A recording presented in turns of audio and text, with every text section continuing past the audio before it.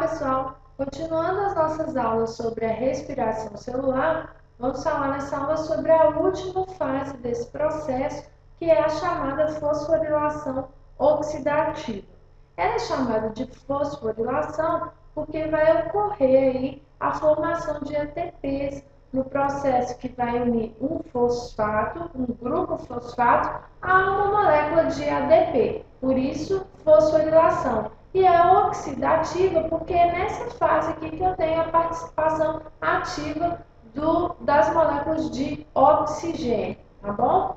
Então, nessa fase de fosforilação, nós vamos ter aí como principal característica a grande formação de moléculas de ATP. É a fase em que a síntese de ATP tem um saldo maior, tá? A maior quantidade de ATPs é produzida durante a fosforilação oxidativa. E isso utilizando os elétrons que foram capturados aí ao longo da glicólise e do ciclo de Krebs pelos receptores de elétrons, o NAD e o FAD, ok? Então é isso que nós vamos ver aqui. Bom, nessa terceira fase, na fosforilação oxidativa, nós vamos ter aí, então, o NADH e o FADH2 reagindo com a molécula de oxigênio. Ao reagirem com o oxigênio, né, eles vão liberar aí, novamente os receptores de elétrons NAD+, e FAD e vão produzir moléculas de água, ok? Então, vamos ver isso aqui.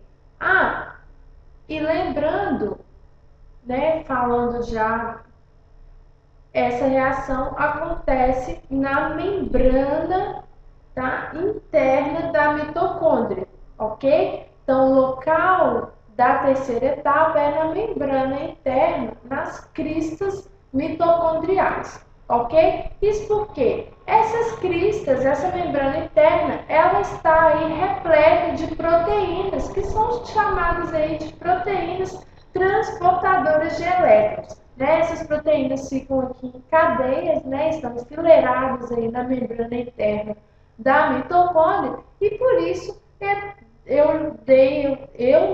o nome comum aí dado a essa reação, a essa fase da reação, é a cadeia transportadora de elétrons. Então, aqui nós temos o seguinte, ó, nós temos aqui a matriz mitocondrial, que é delimitada pela membrana interna da mitocôndria, e eu tenho aqui um espaço entre membranas, né? Se vocês imaginarem, a membrana externa, ela estaria aqui, ok? Então, eu tenho aqui um espaço entre membranas. Eu vou até escrever aqui que essa aqui é a membrana externa, para vocês visualizarem e ter isso em mente, ok? Que esse espaço aqui é o espaço entre membranas.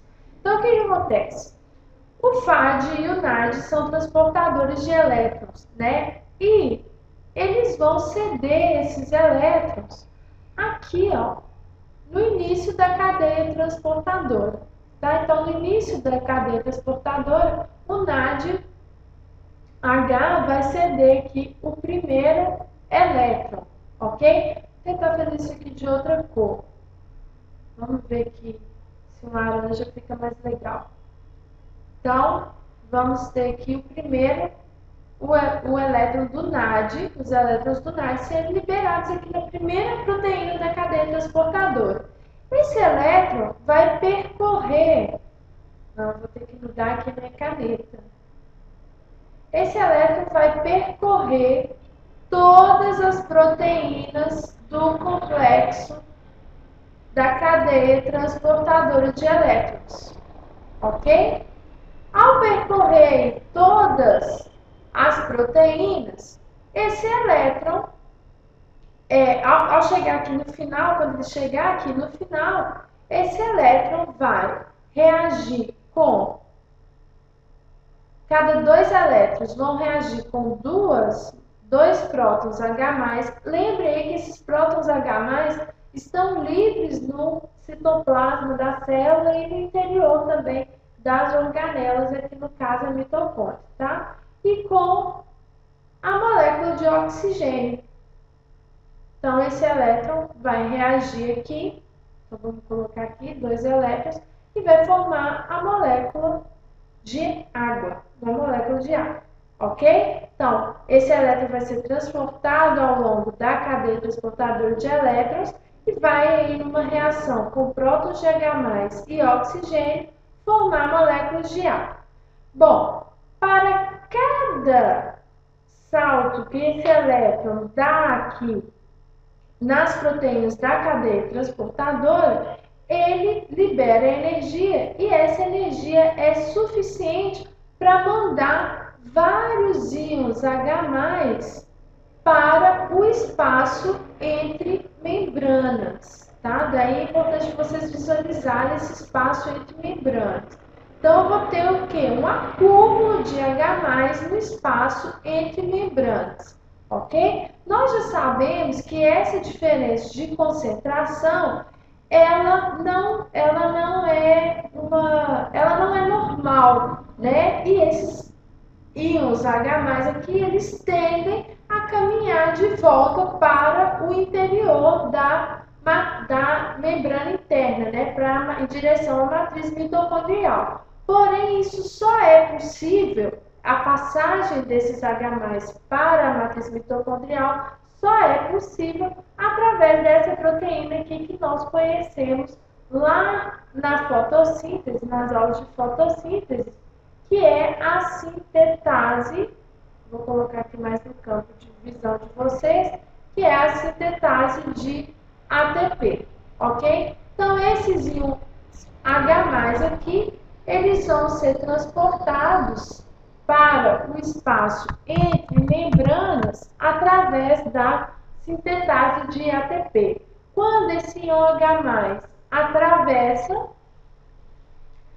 a energia, né, que está contida aqui, ela faz a sintetase de ATP girar. Quando a sintetase de ATP gira, ela possibilita a união de um ADP com um grupo fosfato, formando então a molécula de ATP. Então, a energia que vem aqui, ó, do giro da sintetase,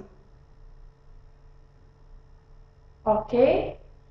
É suficiente para unir um fosfato a um ADP, formando aí uma molécula de ATP. Ao todo, ao longo aí das reações na cadeia transportadora de elétrons, é possível aí a formação para cada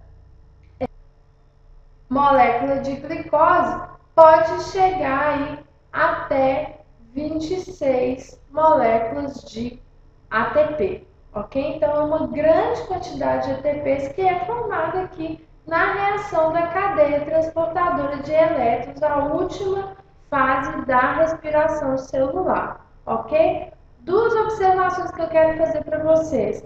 É somente nessa fase que o oxigênio participa, tá? Então, na ausência de oxigênio, eu não tenho as reações da fosforilação oxidativa, porém, se falta oxigênio, o ciclo de Krebs também é imediatamente interrompido. Então, a presença de oxigênio é essencial para que ocorram as duas últimas fases da respiração celular, o ciclo de Krebs e a fosforilação oxidativa.